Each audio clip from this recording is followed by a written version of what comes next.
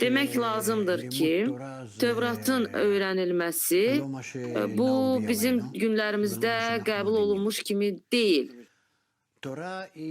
Necə ki, Tövratı öyrənirlər. Bu dünyanın yaradılışın bir proqramıdır. Yəni bütün dünya,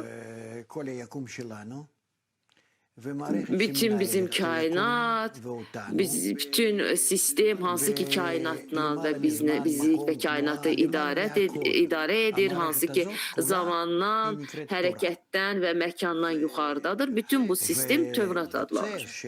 Belə çıxır ki, Tövratı öyrənmək, bu dünyanı, aləmləri öyrənməkdir. O necə qurulub, o özünü necə aparır, bizi idarə edən proqram nədir, hansı ki bizi irəlilədir, bizi inkişaf etdirir və yaxud insan bütün bu proqrama necə nüfuz edə bilər? Ona görə ki, o sanki bu proqrama bir yanaşma əldə edib və bu yanaşmanı o öyrənə bilər və onun vasitəsilə özünü islah edə bilər və özünü həmin o proqrama uyğun vəziyyətə gətirə bilər. Həmçinin bütün dünyanı təbiətin ümumi proqramına uyğun vəziyyətə gətirə bilər. Bu təbiət qüdrətli və yaxud Elokim adlanır, hansı ki elə bu yaradan deməkdir. Biz əgər Tövratın həqiqi öyrənilməsindən danışırıqsa, biz təbiətin ümumi öyrənilməsindən danışırıq. Heç bir məhdudiyyət olmadan ümumilikdə. Tövratın öyrənilməsi isə bu nəinki bu sistemi öyrənmək deməkdir.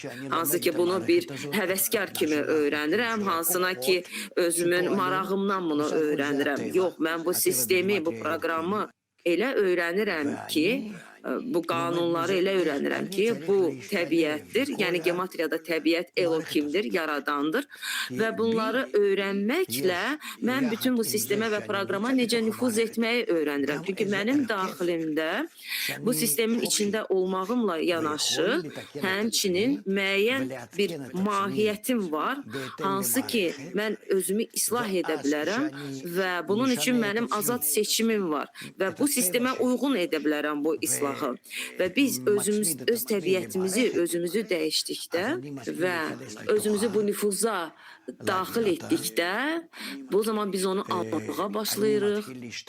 Mən artıq özüm dəyişməyə başlayıram və nəticədə belə alınır ki, mən adi insanla, hansı ki kiçik yer kürəsində yaşayır və çox məhduddur, hətta deyərdim ki, bədbəxt bir insandır əsasən və mən birdən sonunda elə hiss edirəm ki, mən ən yüksək mərhələyə qalxa bilərəm.